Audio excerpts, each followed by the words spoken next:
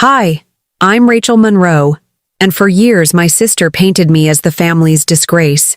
She never missed a chance to mock me, even in front of strangers. But the day she tried to ruin me in front of a doctor, fate brought someone through the door who turned her lies into dust. The first time I remember understanding that my sister and I lived in two different worlds. I was 7 years old. It was my birthday party, held in the small, patchy backyard of our house in Ohio. The sun was bright, the grass was itchy, and I was wearing a yellow dress my mother had bought me, one that I loved because it made me feel like a dandelion. My friends from school were there, and we had just finished a chaotic game of tag. My father carried out the cake, my mother beaming behind him. They set it on the picnic table. It was a simple sheet cake with my name, Rachel, written in wobbly, blue icing. I was thrilled. But then, my mother clapped her hands together. "Okay, everyone, before we have cake, presents for the birthday girl." My father brought out a large, beautifully wrapped box. It was covered in shiny pink paper with a perfect silver bow. I had never seen a present so grand. My heart thumped. I reached for it, my small hands trembling with excitement. "Oh, not that one, sweetie," my mother said, gently pushing my hands away. "That's a special present for later." My friends gave me their gifts, coloring books, a set of jacks, a doll. I thanked each of them, but my eyes kept darting to the big pink box.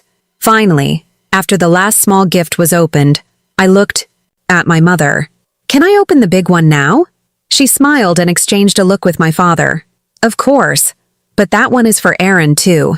It's a sister gift." I didn't understand. It was my birthday. Erin, who was 9, had been sitting on the steps looking bored the whole time. She perked up immediately. We opened the box together, tearing at the paper. Inside was a magnificent dollhouse, 3 stories tall with tiny furniture and little flower boxes under the windows. It was the most wonderful thing I had ever seen. "Wow," I breathed, reaching for a tiny chair. Erin slapped my hand away. "I get to set it up first. I'm older." She immediately began arranging the furniture, claiming the biggest bedroom for her favorite doll. My mother knelt beside her. "Isn't this lovely, Erin? You'll take good care of it, won't you?" My father patted my head. "It's your dollhouse too, Rach. You just have to share." But I knew, even then, that it wasn't mine. It was Erin's dollhouse, given on my birthday. I was an afterthought. I watched them, my sister and mother, cooing over the miniature rooms, and felt a cold, hollow space open up inside my chest. I looked down at my yellow dress and no longer felt like a dandelion. I just felt small.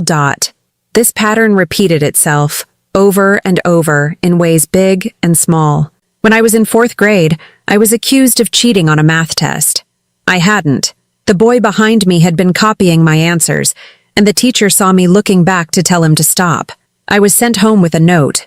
I was terrified, crying as I tried to explain to my parents what really happened. My father looked stern. My mother looked disappointed. Erin, who was doing her homework at the kitchen table, piped up without looking up from her book. "She's always been sneaky," she said calmly. "She probably did it. She's not that good at math anyway." That was it. The case was closed. My parents' faces hardened. My explanation was just a lie. Erin's casual comment was the truth. I was grounded for 2 weeks. I had to write an apology letter to the teacher. The injustice of it burned in my stomach. It wasn't just that they didn't believe me. It was how easily they accepted Erin's version, how her words had the power to shape my reality. I learned to be quiet. I learned to retreat into books, into worlds where things made sense, where heroes were good and villains were bad, and the truth always came out in the end. I excelled in school. It was the one place where the rules were clear. If you did the work, you got the grade. No one could twist that. But even that became a problem. My straight A's were not a source of pride for my family. They were a source of concern. "You spend too much time in your room with those books. Rachel," my mother would say at dinner, passing the mashed potatoes, "you need to be more like your sister. Go out, make friends." Erin, who was a cheerleader and effortlessly popular, would give me a pitying look across the table. "It's not her fault, Mom. Some people are just awkward." When I was a senior in high school, I received an acceptance letter to the state university. Tucked inside was another letter informing me I'd been awarded a significant academic scholarship. It would cover nearly all of my tuition. I felt like I could fly. I ran downstairs waving the papers. I got in. I got a scholarship. My father glanced at it. Well, that's good. Saves us some money. My mother hugged me briefly. That's wonderful, dear. But are you sure you're ready? It's a big campus. You know you get overwhelmed so easily. Erin was on the phone, but she hung up to join the conversation. Ohio State? That's a huge party school. Are you sure you'll fit in, Rachel? She asked, her voice laced with fake concern. You don't want to get in over your head. The joy drained out of me, replaced by a familiar anxiety. They had done it again. They had taken my biggest achievement and turned it into a weakness. Another piece of evidence for the case they were building against me. Rachel, the fragile one. Rachel, the unstable one. The worst part was, a small part of me started to believe them. Maybe I was too fragile. Maybe I would be overwhelmed. Their version of me was so consistent, so unwavering, that it felt more real than my own.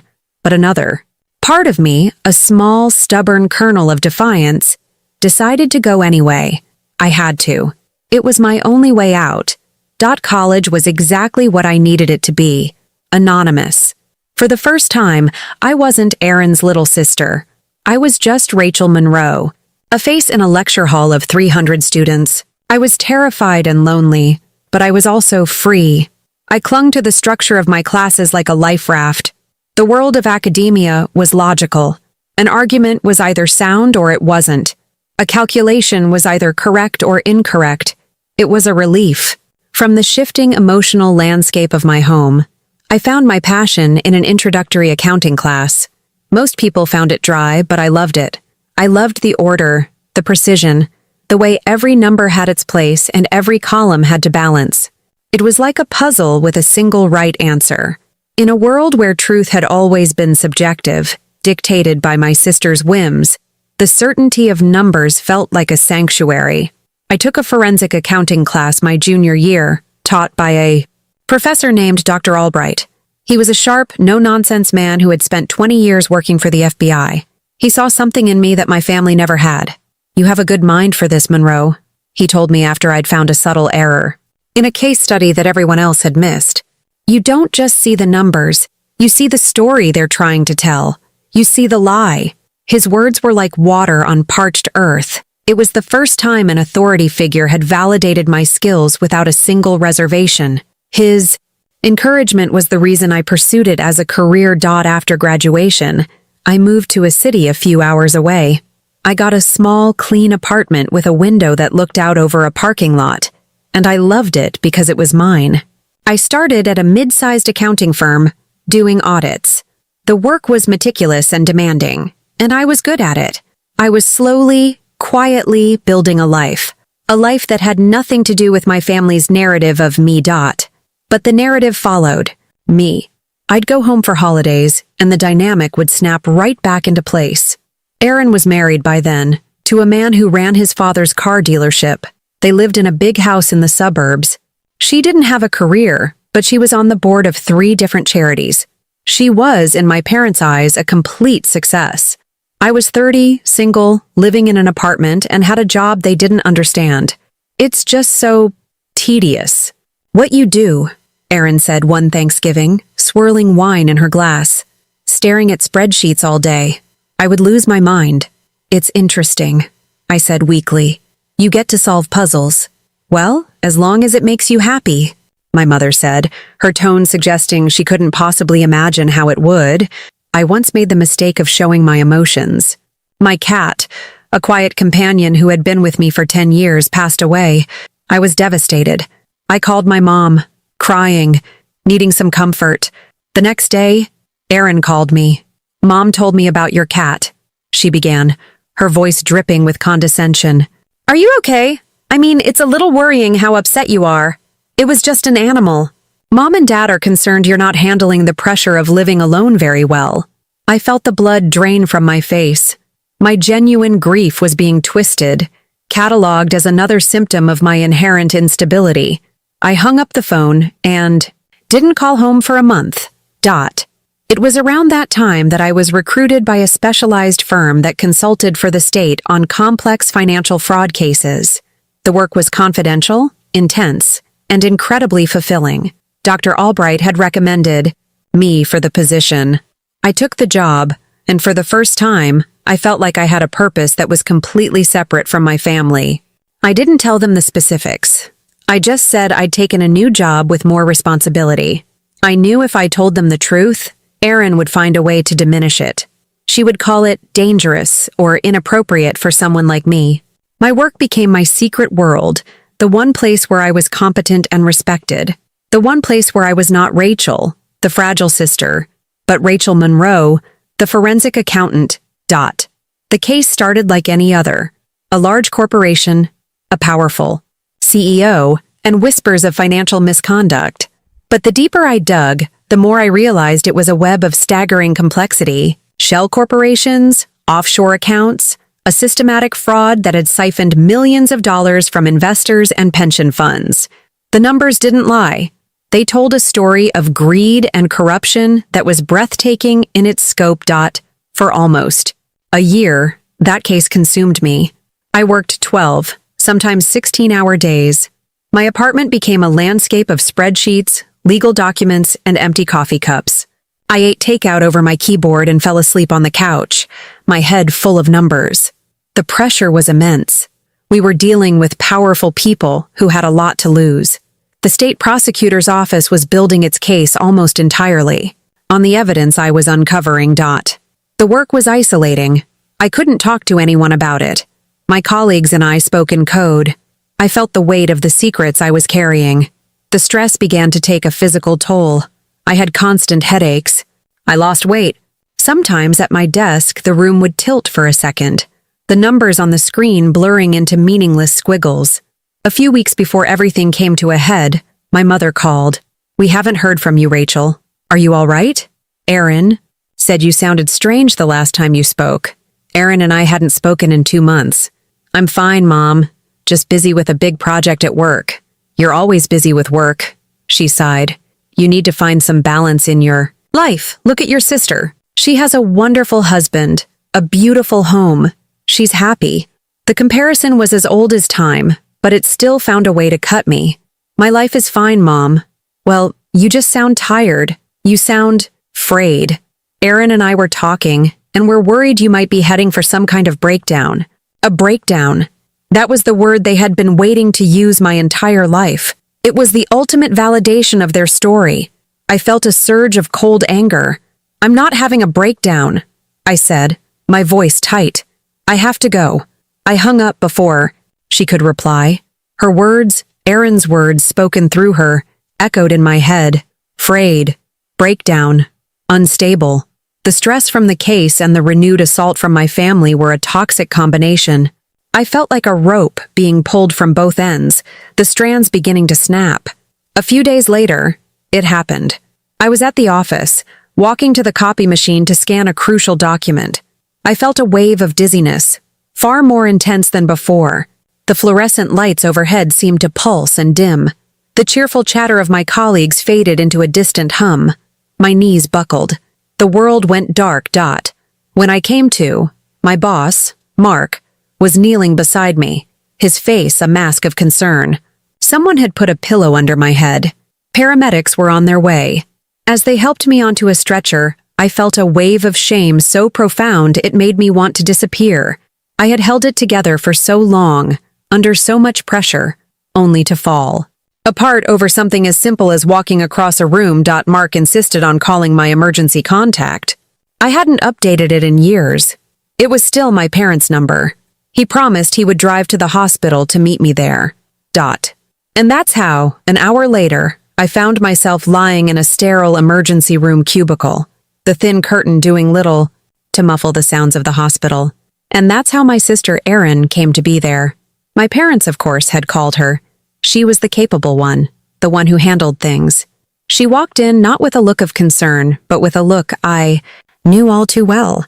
It was a look of opportunity. The paper on the examination table crinkled under me with every nervous shift of my weight. The air in the small hospital room was cold and smelled of antiseptic, a clean, sharp scent that did nothing to calm the frantic beating in my chest. My work clothes felt rumpled and wrong in this place. Aaron had arrived 10 minutes ago, all brisk efficiency and feigned worry. "Oh, Rachel, what have you done to yourself now?" she'd said, kissing the air beside my cheek. Now, she was perched on the visitor's stool, looking perfectly put together as always, her legs crossed elegantly at the ankle. The doctor, a man with tired eyes and what had seemed like a kind face, was asking me routine questions. "Any history of fainting? Dizziness? Chronic stress?" I opened my mouth to explain the crushing workload, the sleepless nights, the year of relentless pressure. But Erin's voice sliced through the air first. "She's probably on drugs," she said. The words were casual, dropped into the quiet room like a stone into a still pond. A small, knowing smirk played on her lips as she looked at the doctor, sharing a secret. "She's always been unstable." The doctor's pen stopped scratching on his notepad. His kind eyes flickered from Aaron to me, and the kindness was gone. It was replaced by a professional coolness, a sudden distance. In that one moment, I wasn't a patient with a potential medical issue anymore. I was a liability. I was an unreliable witness to my own life. I felt my dignity, already frayed from the embarrassment of collapsing, begin to unravel completely. The story she had been writing for me my entire life was reaching its final damning chapter. His tone changed. "Ma'am, do you use any recreational substances? It's important you're honest with me." It was no longer a gentle inquiry. It was an accusation. He was jotting notes, his pen moving quickly now. I looked at Erin. She leaned back with a satisfied look, as if she'd just solved a puzzle. She was enjoying this. She was watching me fall and was ready to push me the rest of the way. "No," I said, my voice sounding weak and thin even to my own ears. "I don't use drugs. I don't even drink. I have a very demanding job. I think I just collapsed from exhaustion." "A demanding job?" Erin scoffed softly, as if I'd told a silly joke. She looked at the doctor. "She's an accountant. It's not exactly a high-stress field. She just has a tendency to be dramatic." The curtain separating my cubicle from the hallway wasn't pulled all the way shut. I could hear the squeak of nurses' shoes, the low murmur of other people waiting. Erin must have noticed the gap, because she raised her voice just enough for it to carry. "See? She's always defensive," she announced, performing for the doctor and anyone else who might be listening. "Typical addict behavior. Denial." My stomach churned with a nausea that had nothing to do with my collapse.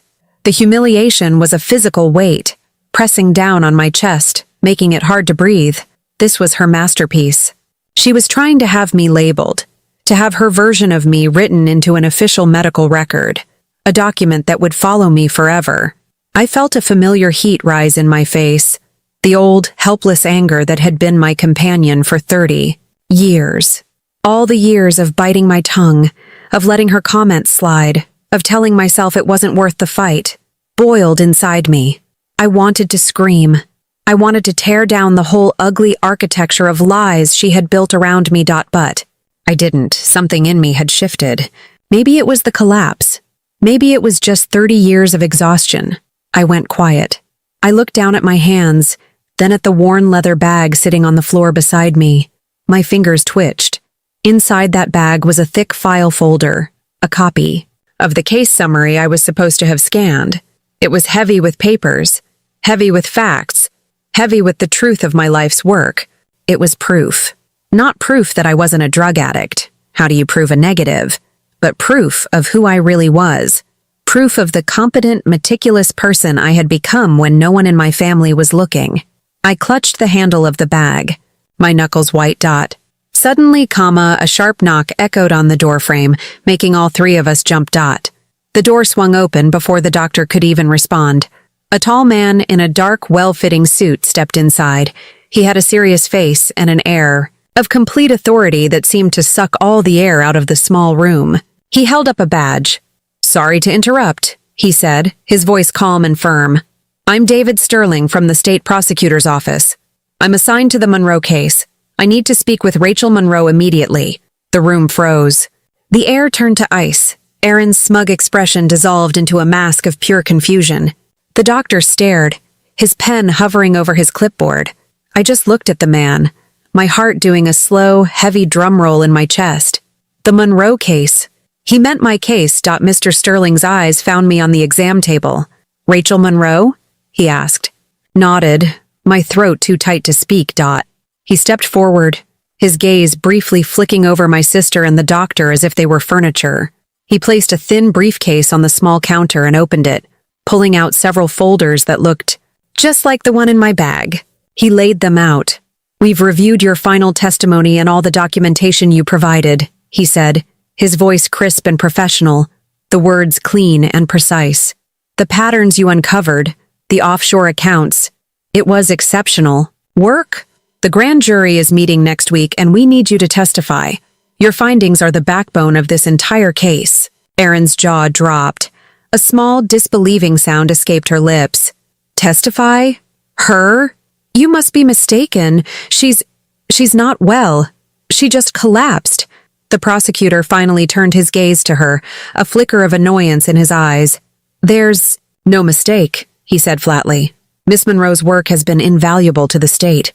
We've had a security detail on her for 2 weeks because of the sensitive nature of her findings. She's perfectly well, just overworked. He turned back to me. Which is why your collapse doesn't surprise us. Your boss, Mark, called me. He was concerned. The doctor's face was a picture of dawning comprehension. The suspicion vanished instantly, replaced by something that looked like awe, and then deep, professional respect. He slowly lowered his clipboard, looking at me as if for the first time. The entire narrative of the room had been rewritten in 30 seconds. I slid off the exam table, my legs feeling steady for the first time all day. I looked at Erin. Her face was pale, her mouth opening and closing like a fish. The confidence, the certainty, the casual cruelty, it had all evaporated. She was exposed. Her lies turned to dust by a truth so large and undeniable it filled the entire room. I didn't say a word to her. I didn't need to. I didn't look at her with anger or triumph. I just looked past her. My silent endurance had paid off in a way I never could have imagined. My victory wasn't in shouting. It was in the quiet, methodical work I had done, in the person I had built myself into, far away from her poisonous whispers. I'm ready, I said to the prosecutor, my voice clear and even. I picked up my bag and followed him out of the room. I did not look back. Every step I took down the bustling hospital corridor felt firm and deliberate. For once, the silence came from Erin, not Rachel. Her inability to speak, to conjure another lie, was the only victory speech I would ever need. Outside, comma. The evening air was cool on my skin. I took a deep, steadying breath, the scent of city rain and exhaust filling my lungs. It was the smell of the real world, my world, and it had never smelled so sweet. My sister's lies couldn't touch me anymore. The truth had walked into the room at the perfect moment. Sometimes justice arrives without a word. Have you ever had a family member twist the truth against you? Comment your story, hit like, and subscribe for more powerful tales where betrayal meets justice.